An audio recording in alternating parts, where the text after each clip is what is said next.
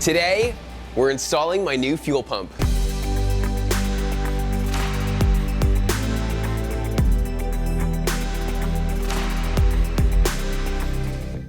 Hey, this is Brian. Thanks for watching Kies Motorsports. If you like our videos, give us a thumbs up, make sure to subscribe, and check us out at KiesMotorsports.com. Today, we're super excited because we're going to be installing the XDI fuel pump in my BMW F30 335. Now, before we go any further, we wanted to say a big thanks to Frank Smith over at TuningTech for helping sponsor today's video and make this possible. So first off, let's talk about why you may want to do this. So as many of you know, we did the Pure Stage 2 upgrade actually about a year ago, and it's been great, but there's been one massive problem.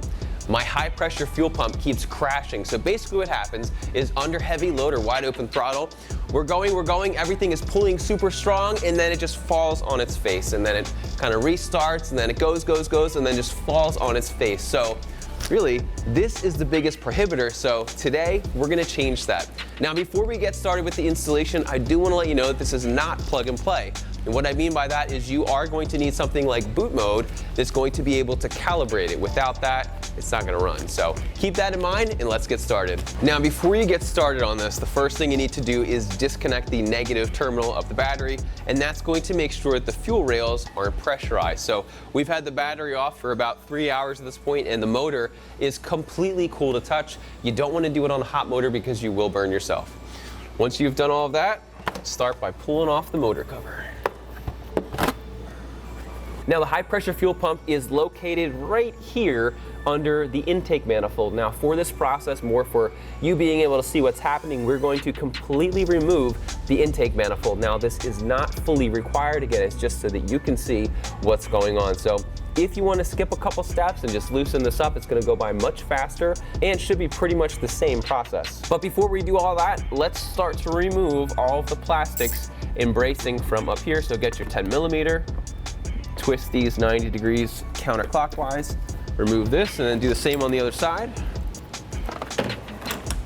Then what we're going to do is remove this foam, so just pull this cable out, and then this we'll just pull off like that. Then while I'm here and I have my 10mm out, there are a couple 10mm that need to be removed on this side, and then a couple on this side. Next, what we're going to do is we are going to remove this support brace. So I am going to start here on the strut tower with an E18. I'm going to remove that. Next, what you need to do is remove these two covers. Just take a pick tool, work them out, just make sure that they don't go flying on you. Set these over here. Then take that same E18, and you can loosen these. Once you've done that, you can remove this support brace, you can remove this support brace, and then you can take this piece of plastic and move it out of the way. So one thing that I do is I always put everything back wherever we're putting it out of the way, just so you never forget the orientation of the parts. All right, now that that is out of the way, we can start by disconnecting our O2 sensors. We'll pull these out.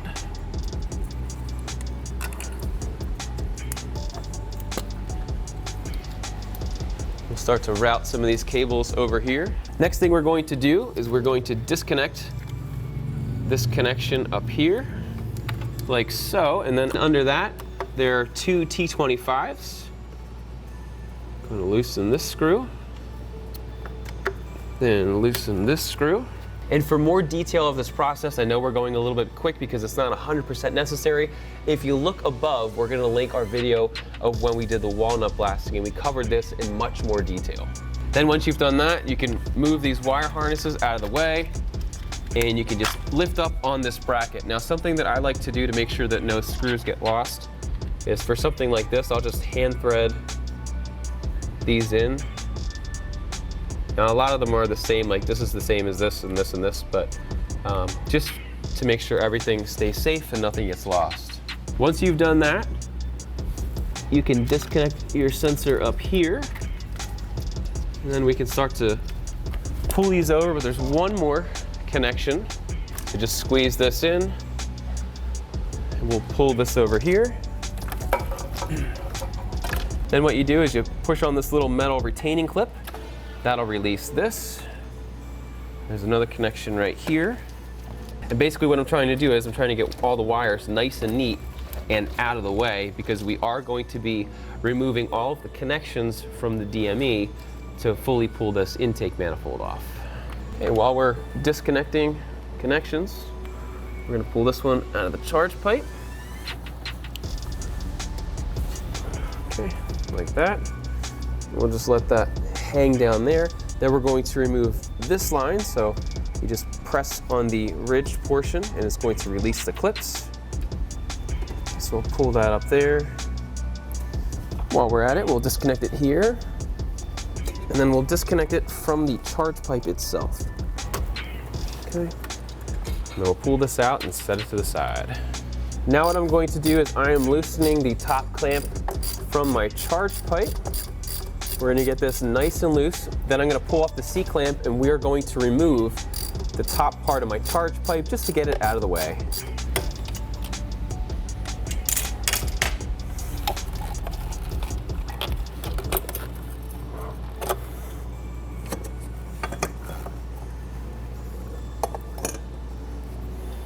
All right, so now it is time to disconnect the DME. Again, this is not essential. This is just to help you guys see what is going on. So basically, there are 3 connections on the left, and then there are 3 on the right. Typically, there's only one way to get them off, because you need to get the ones off that are more towards the right, and then you can work your way back. So again, for more information on how we're doing this, we have some close-up shots in our walnut blasting video.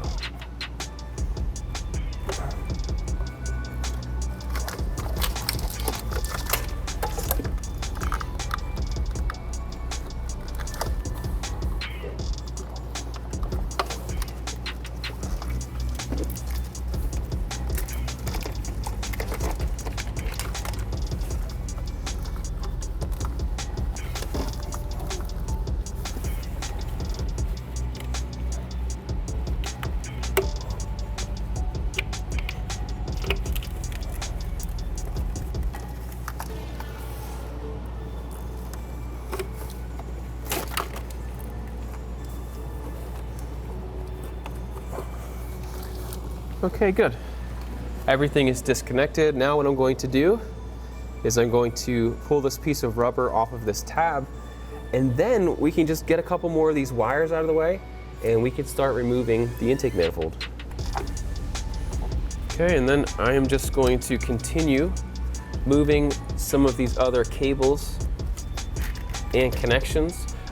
One thing that's very helpful that we typically do is we typically take pictures before, so that if you have any questions, like for example, you see a connection, it's like, oh no, where'd this one go? It makes it very easy.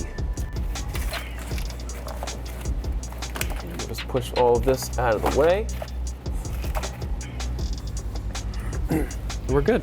Now the last thing we need to do before we remove the intake manifold, there's one more line over here. Again, it's one of those clips that you just push on the sides and then you wiggle it off.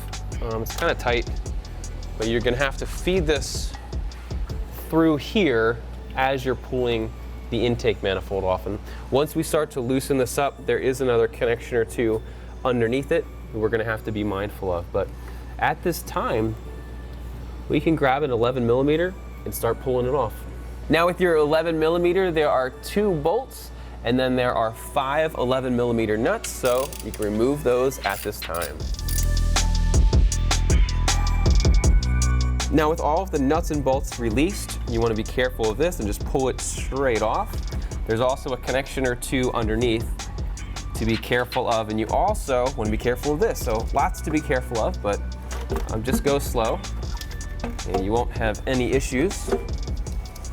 Okay, so once I get this to here, we can slowly feed it through.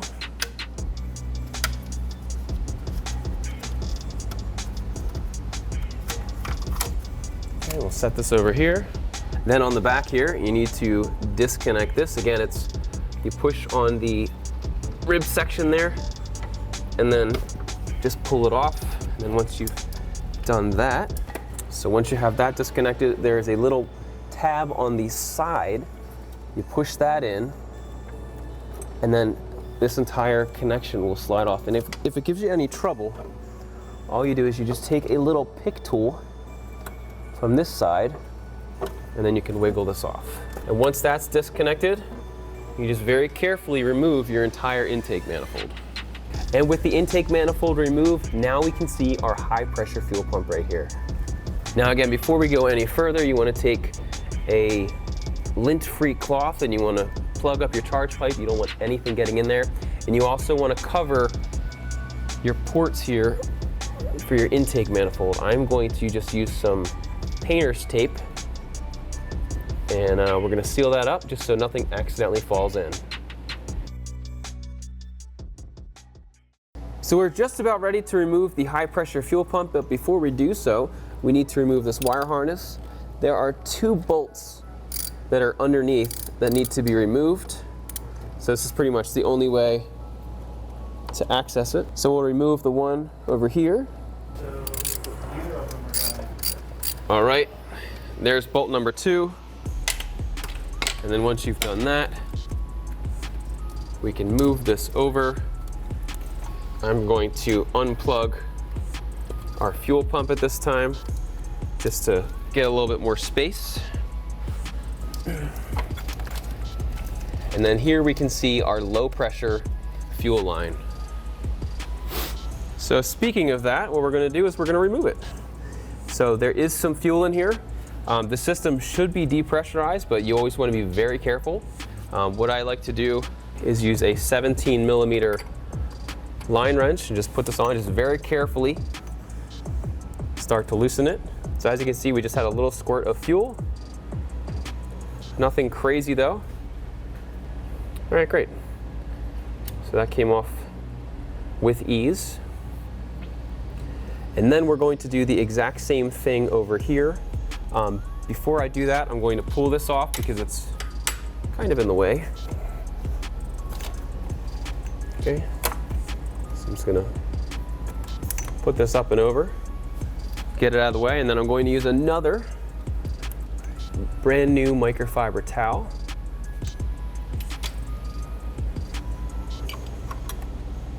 And again, this is a 17mm. Just go very slow. All right, and that one is completely disconnected as well, and very, very, very minimal fuel on this side, a couple drops on this side, but again, nothing crazy, nothing to be super worried about. You just want to make sure that you have the battery disconnected, because if you were, say, here and the battery was still connected and you open the door, it would charge the fuel system, and then you could have a big problem. But just play it safe, remove that battery, go slow, and you should be okay. Okay, now that we've done that, we're going to do the exact same thing up here, again with our 17mm. We're going to try to not knock this other camera off the car. All right, and as expected, that came off with ease. So I can just take this and we'll set it to the side. Once you've done that, you can take a T30 and start to loosen the 2 bolts that secure the pump in. What I like to do is just do about a 90-degree turn or so each way, maybe even 180. And what that's going to do is it's going to make sure that everything comes out evenly.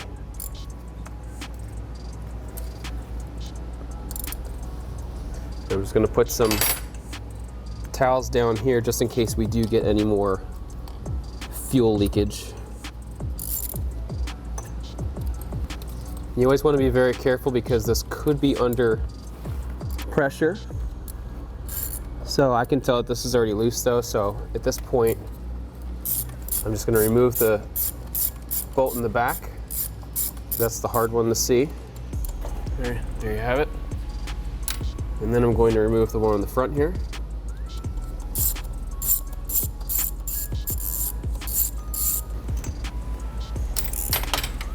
Okay. And now what we can do is just very carefully just lift this straight up. And there's your old high pressure fuel pump. All right, we are doing good on this installation. With the new pump, we do need a new plug because this one is not gonna work. So what you wanna do is open this up. You can either do it with your nail or use a pick tool.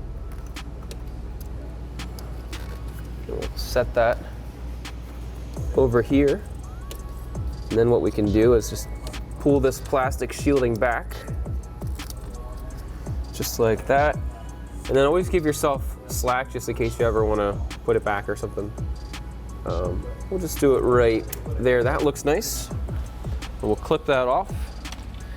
Now it doesn't really matter which wire goes to which. That's why they make them the same color. So what we need to do now is we need to connect these. Now the way that I am going to be doing this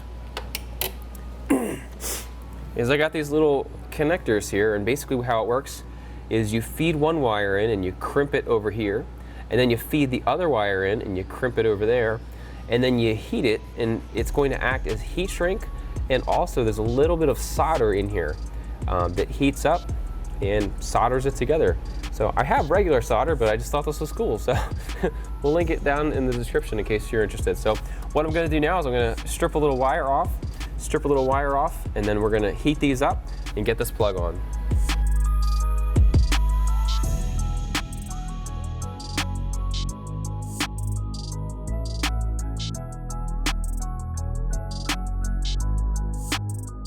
All right, so at this point, our new wiring is good to go. So now what we can do is we can remove the low pressure hose, which is this guy right here. And as you can see, it snakes around here. It's in this little holder. We can release that. So let's pull this out and we'll lift up the car and show you what it looks like from underneath. All right, here we are underneath the car. You do not need a lift to do this. You can definitely do it just on a regular jack stand. So what we need to do now is I need to remove this. Now the guy had the car before me. You may have seen our video. I don't know what he did. But there's like zip ties holding this on. So we're gonna just cut these off so that we can get access to our low pressure fuel line. So then what I'm gonna do is I'm gonna remove all of these 8 mils. And I'm gonna have to remove this guy over here on the end before I can let it go. All right, now what we need to do is we need to remove this bolt. It is a 13 mil. And this last one over here is a 10. We can pull this whole panel down. All right, so now what you need to do is you need to prep your new low pressure fuel line. Now, the way that this comes, you're gonna get the hose, and then you're gonna get these little fittings. There's one that has a little bit of an angle, and then there's also one that's straight. We did this yesterday, so basically the way that we did it is you need to just take it and essentially just put it in a vise, and then we heated the hose up a little bit and then pushed it on as far as we possibly could. This is completely unnecessary, but it's an extra measure to make sure nothing's going to slip off or anything. But what we did is we put a zip tie around it as well. So I'm just gonna cover that with black tape, just so everything is nice and uniform looking. But just wanted to show you what we did before I taped it up. Now you'll also notice that there is this fitting, and basically what you need to do is you need to just get this, and you put this in the end that is straight, and then you can tighten everything down. All right, so now what you need to do is look under. We pulled it down just so you can see which one it is. And this is your low pressure fuel line. So there's this little black tab. You're gonna press this up while pulling your fuel line out. All right, and you will get a good amount of fuel that comes out. So at this point, we are good to go, and we can get our other fuel line up and out of the way. Now what we're gonna do is we're gonna take the end that has the bend. We're just gonna feed it up here. And we're going to shoot for where the old one was mounted. Now we can't fully get it up there yet because we do. Let's see if we can get it. There we go. We can get this. So what we can do now, so then what you can do is take your new hose and you put this little cap thing on it just like that. And this is going to slide up and clip in. And that's it. Then once you've done that, we can get it and just clip it back into place where it was. Okay, and if you haven't done so already, you can carefully pull out your old low pressure fuel line. And again, just be careful because there may be a little bit of fuel inside of it.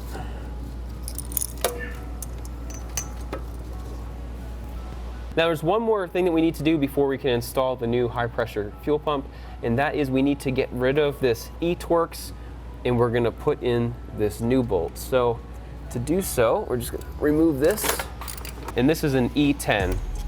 Okay, so we'll just take this out like that, and then we're gonna take this,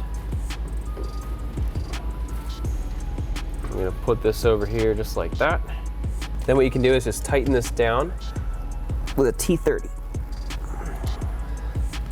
Now that we've done that, we're ready for the fuel pump. So what you can do though, I'm just gonna coat this in a little bit of engine oil.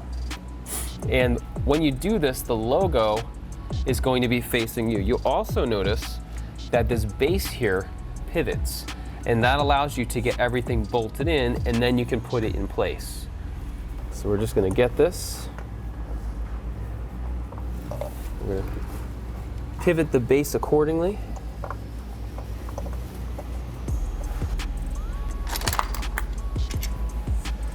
We're gonna get our new bolts.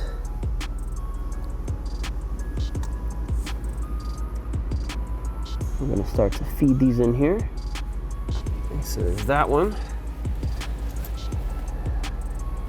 There's one over here on the other side.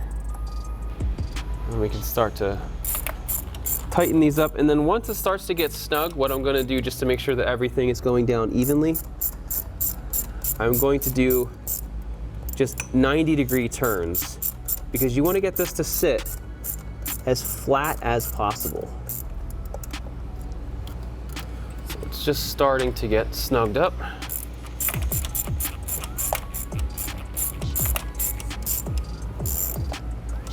Okay, so now we'll start doing 90-degree turns. All right, then I'm going to torque it down to 12 Newton meters.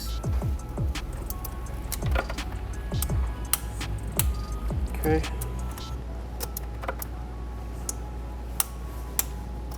Then what we can do is we can spin this, and then these screws are going to go through here, and then we're going to torque these down as well.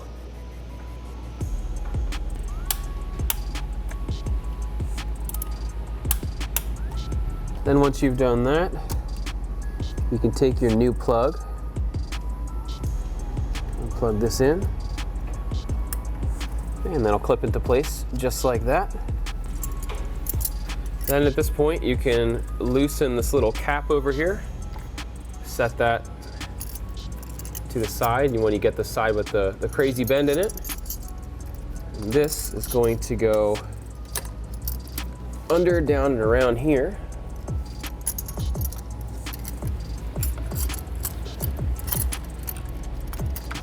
Okay, so that's good down there, that's good up here. Threads on with ease. And then down here, again, threads on with ease.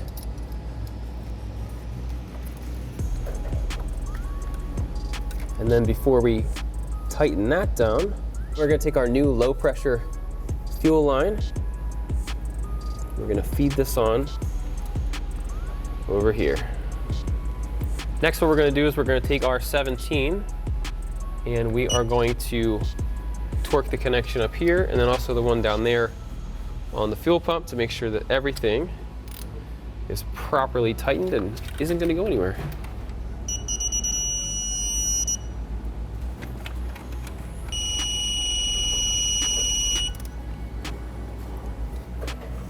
All right, and as you can see, everything is fully installed and it looks great. So all we really need to do now is just re-secure this harness, put the intake manifold back in. Now, when we put the intake manifold back in, we're going to time-lapse a lot of this, but we have some new gaskets that we're going to put on, because while you're this far, you don't want to put it back on and have one give you any kind of issues. So at this time, let's reinstall. I wish there was an easier way to, whoa, roll that footage.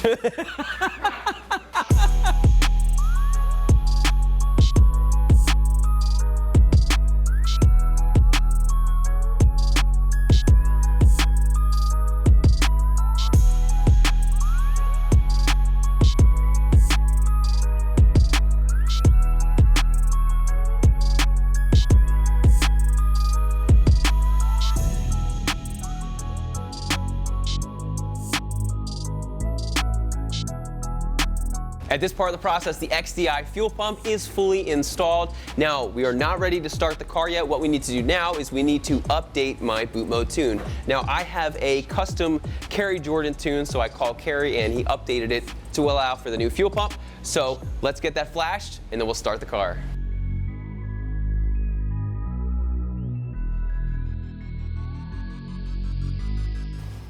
All right, moment of truth.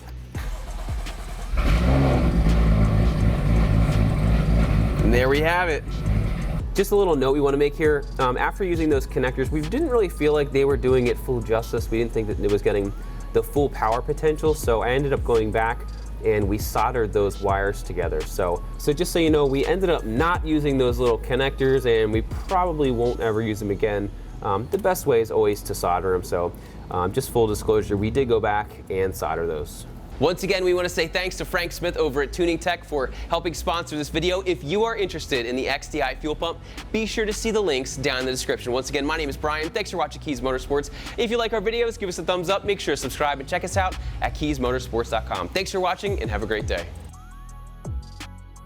I wish there was an easier way to, well, that worked. Roll that beautiful bean footage. Oh, it worked! Roll it, Zach. Whoa! There it is.